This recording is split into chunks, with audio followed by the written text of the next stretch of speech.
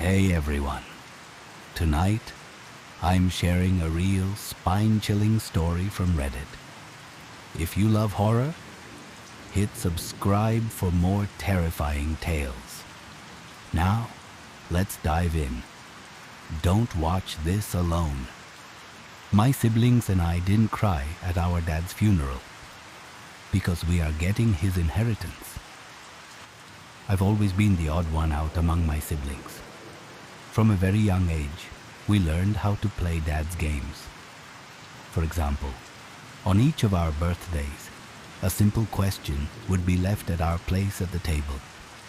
And as Maybank children, it was our job to crack it. For my 6th birthday, I still needed help from Mom and Dad.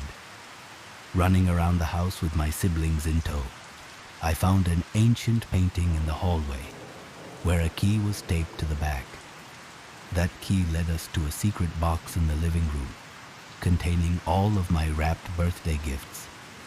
However, I was never involved in the basement games that only my brothers and sister were allowed to play.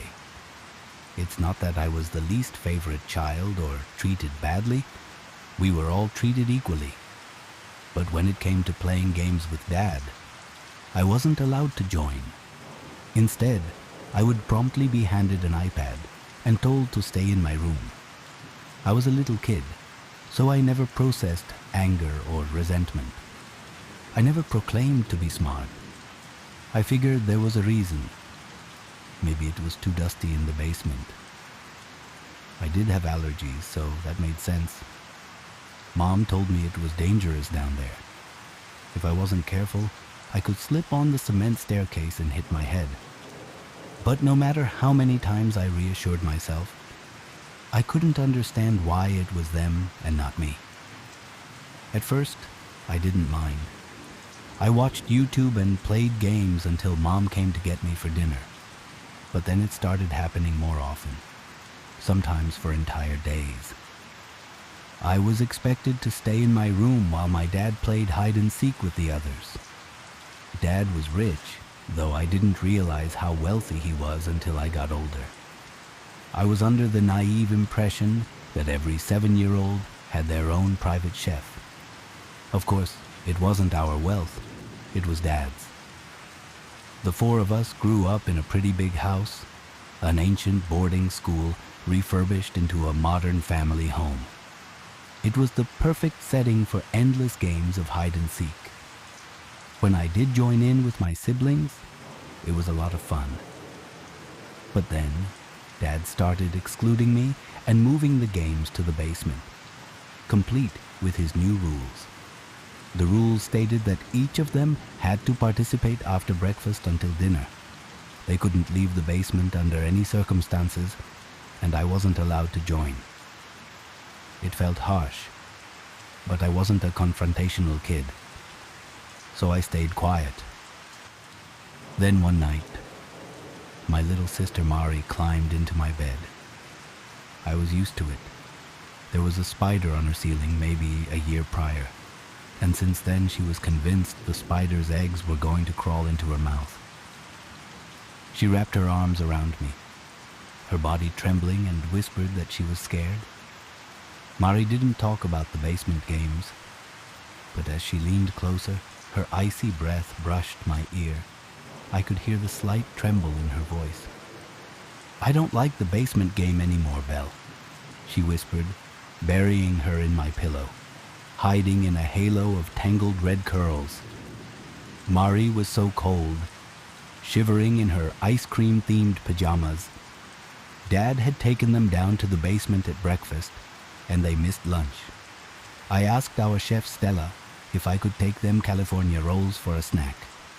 Stella seemed happy to help, letting me pour them onto a plate and count 3 each for my siblings and an extra one for me. But Mom was quick to swoop into the kitchen and snatch the plate off of Stella.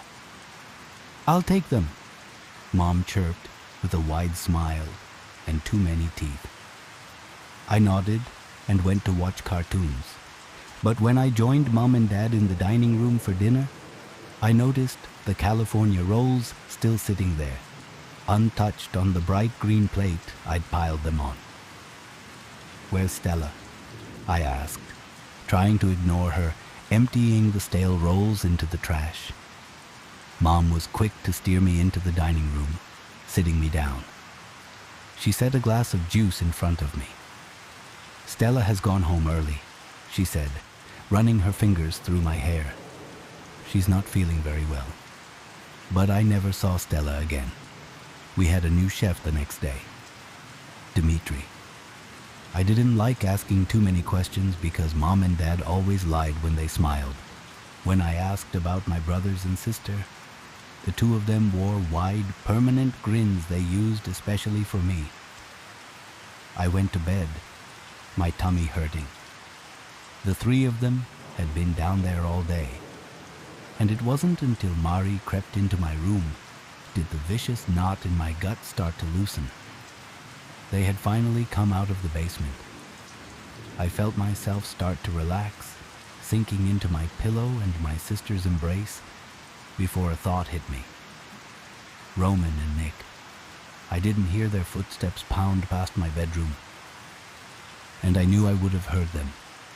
Our two brothers were always way too loud, always making noise and bouncing on their beds at bedtime. Nick was older than me by a year, so he usually instigated it, while Roman was younger, copying everything he did. The morning prior, Nick announced to everyone he was done eating vegetables. Ignoring the maid's hiss for him to sit down, he jumped onto a chair, making a scene. "I'm 8 years old now, and I'm old enough to know that vegetables suck." Roman, 2 years younger than him and obsessed with copying every little thing he did, was halfway through a plate of broccoli before jumping up, exclaiming, "Me too," through a mouthful of mushy green. I lay on my side, resting my head on my favorite elephant plushie. "Did our brothers come back upstairs too?" I whispered. I didn't like the faraway, dazed look in my sister's eyes. I had to repeat the question before she finally stared at me, blinking rapidly. Mari shook her head. Illuminated by the glow of my bedside lamp, my little sister's eyes grew wide with fear, stray strands of red hair clinging to her cheeks. She grabbed my blankets and threw them over herself, crawling underneath and using me for warmth.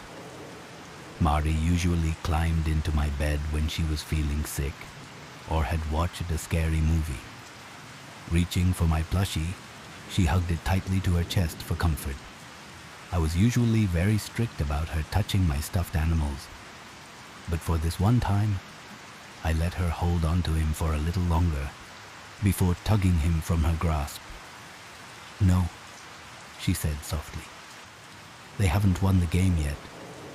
I sat up, but Mari didn't move, snuggling into my blankets. "What?" Mari whimpered, and it was then when I realized she was crying. "Dad isn't letting them through the door," she squeaked, squeezing her hands into fists. "The monster is going to eat them." I shivered when she pressed herself against me. Mari was freezing cold. I threw my legs over my bed, jumping out. "Is the monster part of the basement game?" There was a pause before she sniffled. "Yes." Something slimy crept its way up my throat, my tummy twisting into knots. As Mari's big sister, I had an unspoken, unofficial job to protect her, even if, at that point, I really didn't want to see the monster in the basement. It was usually Nick's job to protect all of us, but with him stuck downstairs playing the basement game, I had to put on my big girl pants and do it myself. I tucked my sister into my bed. "Do you want me to check on them?" Mari didn't respond, but she did jerk her head slightly. So, I grabbed my iPad as a flashlight, pulling it from my stuffed animal drawer. Mom made it clear I was not allowed to use it after curfew, except for emergencies, and this was definitely an emergency. I left Mari in my room, creeping through the gap in the door. I took a moment to check my brother's rooms. Roman's was empty. a book still spread open on his unmade bed. Nick's bed was made, but I noticed his room was too clean. Usually, it was a mess, books and clothes and play slime covering the floor. But everything was clean. His books were nearly organized, all of his toys piled into the corner. Nick never made his bed. Even when the maid cleaned up his room, he made sure to mess it up to get Mom and Dad's attention. But his bed was perfectly made, all of his stuffed animals lined up on his pillows. I left my older brother's room with a sickly feeling in my gut. Taking the downstairs steps one at a time, I made my way down to the ground floor, running past the previous floors.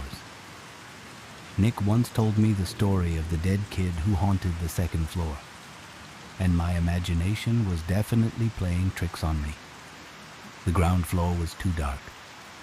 I crept into the kitchen, standing on my tiptoes to switch the light on. Mari said Dad wouldn't let my brothers out of the basement, but they were probably hungry, so I grabbed snacks for them. I took my time, making sure to add their favorites. Roman liked chocolate, so I dropped 2 candy bars into a small bowl. Nick was always fighting me for mini cocktail sausages, so, opening the refrigerator, I picked some out for him. Before I could close the door, however, I noticed something new sitting on the top shelf. It didn't look like food. A squeezy bottle of something poking from a small white box. I thought it was medicine, maybe for my allergies. But when I grasped for it, it was squishy in my hands. Yogurt or milkshake. I hated the texture. It instantly reminded me of jelly.